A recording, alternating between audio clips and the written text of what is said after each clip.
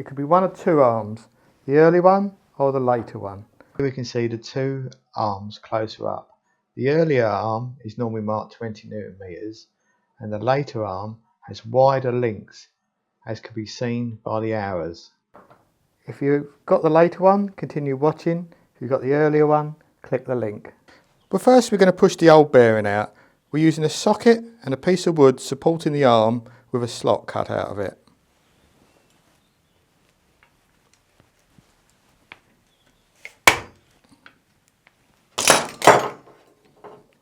There you can see it's pushed the old bearing out.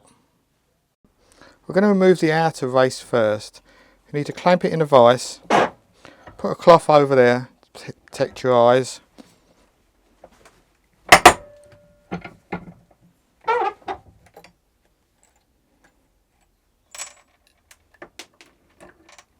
We're now going to grind that head off of there to remove that bearing.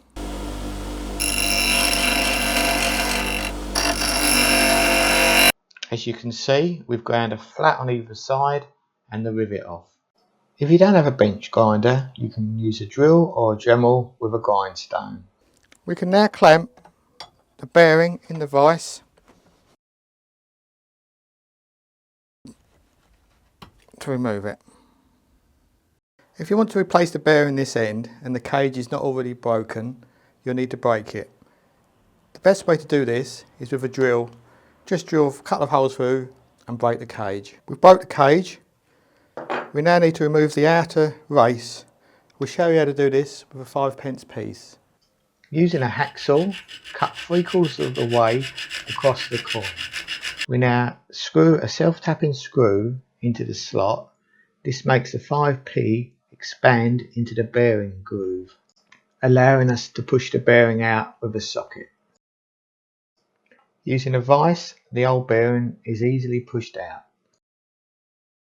We now need to drill a hole for the bolt. We've already drilled a pilot hole and we're just going to finish off with a 4mm drill. We need a socket now that will just go in there so we can push the bearing in.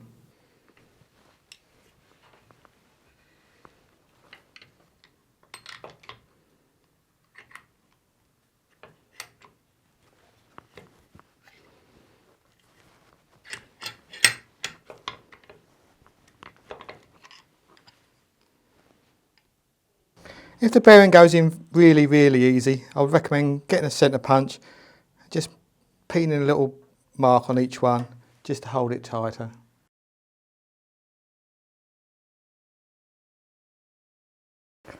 It can now be assembled using the nuts and bolts supplied.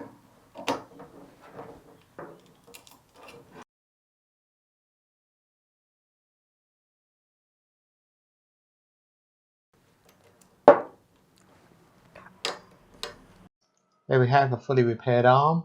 To buy, click the link in the top right hand corner or in the description.